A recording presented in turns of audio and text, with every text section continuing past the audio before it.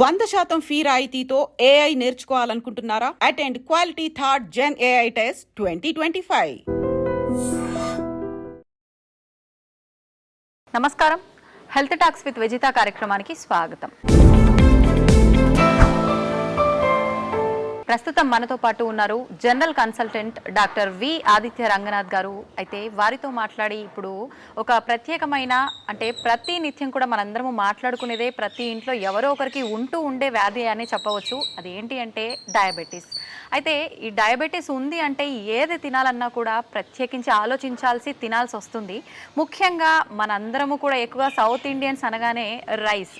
అయితే అన్నం తినాలా, షుగర్ ఉన్న వాళ్ళు అన్నం తింటే రైస్ పెరిగిపోతుంది, మొత్తానికే కంప్లీట్గా మానేసి దాని బదులు ఏదో ఒకటి తినాలి, ఇలాంటి ఆలోచన ఉంటుంది. అయితే నిజంగా ఏంటి ఇదంతా అపోహ, నిజమా? సార్తో మాట్లాడి తెలుసుకుందాం. నమస్తే అండి. నమస్తే మ్యామ్. ఆదిత్య గారు, షుగర్ ఉన్న వాళ్ళు అన్నం తినాలంటేనే చాలా ఎక్కువగా ఆలోచిస్తూ ఉంటారు.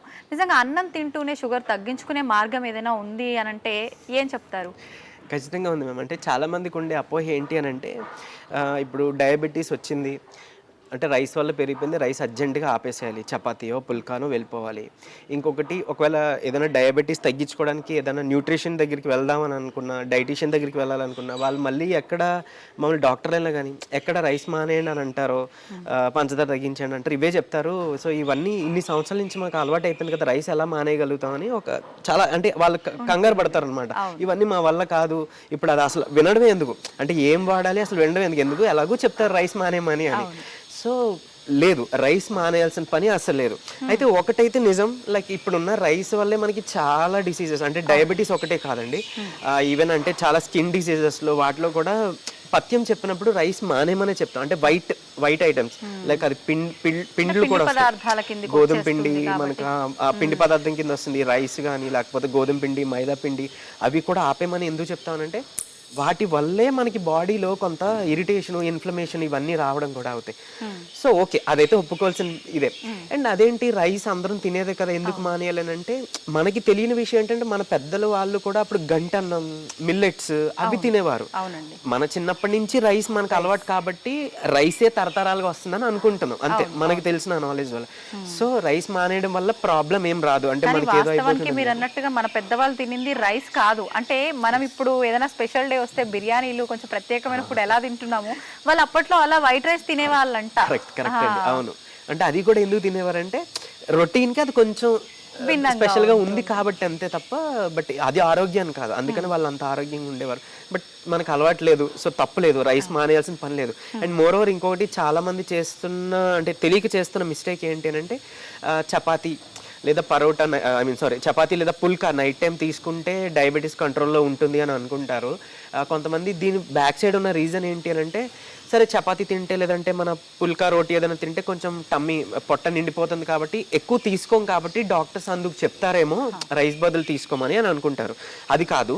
ఒకటి ఏంటంటే మెయిన్ వాళ్ళ ఇంటెన్షన్, అంటే మా ఇంటెన్షన్ ఏంటంటే రైస్ తగ్గించుకోమని చెప్పడానికి. అయితే ఇక్కడ బ్లేమ్ చేయడానికి డాక్టర్స్ని కూడా బ్లేమ్ చేయడానికి లేదు, బికాజ్ మా ఇంగ్లీష్ మెడిసిన్ బుక్స్లో అట్లనే రాసి ఉంటుందండి, మీరు రైస్ బదులు ఇది తీసుకోండి, చపాతీ పుల్కా ఇవి తీసుకోండి అని చెప్తారు. బట్ ఏంటి అని అంటే ఆయుర్వేద మనకి ఎప్పటి నుంచో మనం మునులు ఋషులు ఇచ్చిన మన ఆయుర్వేదంలో రాసింది ఏంటి అని అంటే, ఈ గోధుమ పిండి, మైదా పిండి, అదే పిండి పదార్థాలు అవి కూడా మంచివి కావు. ఒకవేళ మీరు గోధుమ పిండి వాడాలి అని అనుకుంటే మనం వెళ్ళి మిల్లులో ఆడించుకొని తెచ్చుకుంటే మంచిది. ఎందుకు అని అంటే దాంట్లో ఫైబర్ ఉంటుంది, పీచు పదార్థం ఉంటుంది కాబట్టి ఒకటి మనకి వెయిట్ కరెక్ట్గా మేనేజ్ అవ్వడానికి హెల్ప్ అవుతుంది. తర్వాత ఇన్సులిన్ రెసిస్టెన్స్, ఏదైతే మనకి diabetes levels, sugar levels control అవ్వకుండా ఆపడానికి ఏదైతే ఇన్సులిన్ రెసిస్టెన్స్ అని మాట్లాడుకున్నామో దాన్ని అది తగ్గించడానికి ఆ గుణం ఉంది. బట్ వేరాజ్ మనం బయట చూస్తే తెలుసు కదా, స్మూత్గా రిఫైన్డ్ అంటున్నాం, రిఫైన్డ్ షుగర్, రిఫైన్డ్ ఫ్లోర్ అంటున్నాం. సో ఆ ప్రాసెసింగ్ చేసింది మనకి ఎట్టి పరిస్థితుల్లో మంచికి పనికి రాకుండా ఎక్స్ట్రాగా మనకి ఏంటంటే చెడే చేస్తుంది అన్నట్లు. సో అదొక్కటి మార్చుకోండి. ఇంకొకటి, చపాతీయే తినాలని లేదు, నైట్ టైం అంటే డయాబెటీస్ ఉన్న వాళ్ళకి నైట్ టైం మీరు ఉడికించిన ఆహారం ఏది తీసుకున్నా ఓకే. సో రైస్ తగ్గించుకోవడానికి ట్రై చేసి అట్లీస్ట్ ఉప్మా చేసుకోండి, లేదంటే క్యాబేజీ, కాలీఫ్లవర్ ఇలాంటివి మనం ఉడికించి సూప్లా చేసుకోవచ్చు, ఓట్స్ చేసుకోవచ్చు, ఉప్మా అలాంటివి చేసుకోవచ్చు, జొన్న పిండి అలాంటివి మనం ఆడించుకొని, జొన్నలు రాగులు ఆడించి దాంతో కూడా మనం రొట్టె చేసుకోవచ్చు. ఇవన్నీ ఆప్షన్స్ ఉన్నాయి. ఓన్లీ థింగ్ ఏంటి అని అంటే మనకి ఈ చపాతీ, పరోటాలు, బోండా ఈ మైదా కదా, గోధుమ పిండి మైదా, ఇవన్నీ పూరీలు ఇవన్నీ వద్దు, పక్కన పెట్టేసేయండి. ఒకవేళ రైసే మాకు అలవాటు ఉంది తీసుకోవాలి అని అనుకుంటే కొంచెం రైస్ ఏదో కూర తింటాం అది ఓకే, బట్ దాంతో పాటు ఇంకేదైనా మనకి ఏమంటారు ఫైబర్, లేకపోతే బీన్స్ ఉంటాయి, రాజ్మా బీన్స్ అంటాం, కిడ్నీ షేప్లో ఉంటాయి, కిడ్నీ బీన్స్ రాజ్మా అంటాం, లేదంటే మన బీన్స్ పిక్లు ఏవైనా, లేదా గ్రీన్ పీస్ మన పచ్చి బఠానీ యాడ్ చేసి, క్యాబేజీ ఇలాంటి కాయగూరలు ఏమైనా ఉడికించిన దాంతో మంచిగా కూర చేసుకొని దాంతో తీసుకున్నాం అనుకోండి పర్వాలేదు. అండ్ ఈవెన్ ఇంకొక నేను అంటే తినే ముందు తీసుకునే ఒక చిన్న రెమెడీ కూడా నేను చెప్తాను, దాంతో కూడా మనం డయాబెటీస్ కంట్రోల్ చేసుకోవచ్చు. ఇకపోతే మధ్యాహ్నం మనం ఎలాగో రైస్ తీసుకుంటాం ఖచ్చితంగా, సో రైస్ తినే ముందు అంటే అన్నము కూర తినే ముందు ఒక కప్పు, జస్ట్ ఒక కప్పు కీరా దోసకాయ తీసుకోండి. తెలుసు కదా అందరికి కీరా దోసకాయ సన్నగా ఉంటే మనం సలాడ్లో యూజ్ చేస్తాం, సో ఒక కప్ తీసుకోండి. దాంతోపాటు చక్కగా గుమ్మడి గింజలు, పంకిన్ సీడ్స్ అంటాం, అది నైట్ అంతా నానబెట్టేసి ఒక స్పూన్ లేదా 2 స్పూన్స్ మీరు మధ్యాహ్నం భోజనంతో తీసుకోవచ్చు, లేదా మార్నింగ్ టిఫిన్ టైంలో కూడా తీసుకోవచ్చు. ఎందుకు ఇవే మెన్షన్ చేస్తున్నాను అంటే కీరా దోసకాయ అండ్ ఈ పంకిన్ సీడ్స్ అని అంటే వైటమిన్ ఈ ఏదైతే ఉందో అండి మనకి ఫుడ్ నుంచి వచ్చేది, అది మన HbA1cని మెరుగుపరుస్తుంది. అండ్ ఈవెన్ ఇన్సులిన్ రెసిస్టెన్స్ ని రివర్స్ బ్యాక్ చేస్తుంది, అంటే ఇన్సులిన్ సెన్సిటివిటీ పెంచుతుంది అనమాట. మన బాడీలో ప్రొడ్యూస్ అయ్యే ఇన్సులిన్ ని మన కణాలు చక్కగా తీసుకోగలుగుతాయి, అది తీసుకోగలుగుతాయి. ఇన్సులిన్ తీసుకుంటేనే మనకి గ్లూకోజ్ అనేది ప్రొడక్షన్ ఏదైతే బ్లడ్ లో రిలీజ్ అయిపోయి ఎక్సెస్ ఉందో అలా కాకుండా మన కణాల్లోకి వెళ్ళి మనకి ఎనర్జీ ఇస్తుంది. ఇదంతా తెలుసు కదా, సో ఇన్ డెప్త్ వెళ్ళట్లేదు. సో ఈ విటమిన్ ఈ ఉండే పదార్థాలు మనం తీసుకుంటే విత్ ఇన్ 3 months మీరు మీ HbA1c చాలా బాగా ఇంప్రూవ్ అవుతుంది. అంటే 7, 8, 9.5 అలా ఉన్న వాళ్ళు కూడా చక్కగా ఆ 6.5, 6కి అలా వచ్చేయచ్చు అనమాట. విత్ ఇన్ 3 months మీకు ఈజీగా మీరు 8 ఉన్నా కూడా ఆల్మోస్ట్ 6.5కి అట్లా వచ్చేస్తారు. ఇంకా మీరు కంటిన్యూ చేసుకున్నారు ఒక 4 months, 5 monthsకి కంటిన్యూ చేసుకున్నారు, చక్కగా 5.5 or 6 లోపు వచ్చేస్తుంది. మనకి HbA1c కదా ఇంపార్టెంట్, అది కంట్రోల్లో ఉందంటే గుడ్ కంట్రోల్ అన్నట్లు. సో ఇదొక పద్ధతి ఉంది. సో ఖచ్చితంగా అన్నము కూర తినే ముందు మనం పొట్టలోకి ఈ ఫైబర్ అండ్ ఇవి వెళ్ళాలి, ఈ సలాడ్ వెళ్ళాలి. అండ్ ఇంకొకటి ఏంటంటే ఎక్స్ట్రాగా మీరు కొంచెం పెప్పర్, మన ఏమంటారు మిరియాల పొడి కొంచెం చిటికెడు వేసుకొని, నిమ్మరసం కూడా చక్కగా అందులో పిండేసుకొని కీర పైన తిన్నారనంటే ఈ పెప్పర్ ఈ లెమన్ ఈ కాంబినేషన్ మనకి సేమ్ మన ఏమంటారు ఇన్సులిన్, మన ఒంటికి న్యూట్రియంట్స్ పట్టేటట్టు, ఇన్సులిన్ ని కరెక్ట్ గా సెన్సిటివిటీ అయ్యేట్టు, బాగా గ్రాస్ప్ అయ్యేటట్టు, అంటే అబ్జర్వ్ అయ్యేటట్టు చేస్తాయి అనమాట. సో ఇది చేయొచ్చు. మీరు బ్రేక్ఫాస్ట్ ముందు కూడా ఒక 5 minutes ముందు చక్కగా నిమ్మరసం కొంచెం చిటికెడు పెప్పర్ అదే మిరియాల పొడి వేసి వేడి నీటిలో తాగేయచ్చు. 5 minutes గ్యాప్ ఇచ్చి మీరు టిఫిన్ తీసుకోవచ్చు. చాలా బాగా హెల్ప్ అవుతుంది ఇది డయాబెటీస్, ఆ షుగర్ లెవెల్స్ అంతే చాలు. వేడి నీళ్ళు 5 minutes ముందు తాగేసి మీరు టిఫిన్ తినేయచ్చు. మధ్యాహ్నం ఇలా తినవసరం లేదు, ఇలా తాగవసరం లేదు, ఎందుకు డైరెక్ట్ గా మన సలాడ్ ఉంది కాబట్టి తినేస్తాం కదా. అండ్ నైట్ టైం కూడా మీరు డిన్నర్ చేసి ఒక 5 నిమిషాల ముందు ఇచ్చేయచ్చు. ఇకపోతే ఎలాగో రైస్ గురించి మాట్లాడుకున్నాం కాబట్టి ఇంకొక టిప్ చెప్తున్నా. యాజ్ పర్ ఆయుర్వేద మనకి రైస్ కుక్ చేయడానికి అంటే మన అన్నం వండే పద్ధతి కూడా ఒకటి మనకి చెప్పారు అన్నట్లు. సో అదేం చేయాలి, మనం యూజువల్లీ మనం కడిగేసి రైస్ ని వాటర్ లో వేసేసి, అంటే 1 cup ఆఫ్ రైస్ కి 2 cups ఆఫ్ వాటర్ వేసి మనం కుక్కర్ లో ఆర్ లైక్ బాయిల్ చేసే పద్ధతిలో స్టీమ్ లేదా బాయిల్ లో మనం వండేస్తాం. బట్ ఇక్కడ ఇంకొక చిన్న స్టెప్ పాటిస్తే సరిపోతుంది. వండే ముందుగా ఒక 15 నుంచి 20 నిమిషాలు జస్ట్ మీరు నానబెట్టండి, వాటర్లో నానబెట్టండి. నానబెట్టిన తర్వాత దాన్ని మళ్ళీ ఫిల్టర్ చేసేసుకోండి. సో ఉట్టి రైస్ మిగులుతుంది, వాటర్ పోతుంది కదా, ఆ రైస్ని మీరు కొంచెం వాటర్లో యాడ్ చేసి అప్పుడు మనం కుక్కర్ లేదంటే బాయిలింగ్ పద్ధతిలో మనం అన్నం వండేసుకోవచ్చు. వండేసిన తర్వాత అది ఏదైతే వచ్చిందో పైన గంజిని మనం ఫిల్టర్ చేసేస్తాం. ఆ రైస్ని చక్కగా మనం కన్జ్యూమ్ చేయొచ్చు, లేదా దాంతో మనం ఏదైనా చేసుకోవచ్చు, like fried rice what ever మీరు ఏం చేసుకున్నా దాంతో కన్జ్యూమ్ చేయొచ్చు. అండ్ మిగిలిన ఈ వాటర్ని ఏం చేయాలి అంటే అది చాలా న్యూట్రియంట్స్ ఉన్నది గంజి, కాకపోతే స్టార్చ్ ఉంది కాబట్టి మనకి డయాబెటీస్ వాళ్ళు తీసుకోకూడదు అని అంటారు. సో దాన్ని దాచుకొని ఎక్స్ట్రా టిప్ అన్నట్టు మీరు మొక్కలకి పోస్తే అదొక మంచిగా మనకి ఆశీర్వాదం పుణ్యం. అండ్ ఇంకోటి హెయిర్ కి స్ప్రే చేసుకుంటే హెయిర్ ఫాల్ ఆగి హెయిర్ గ్రో అవుతుంది.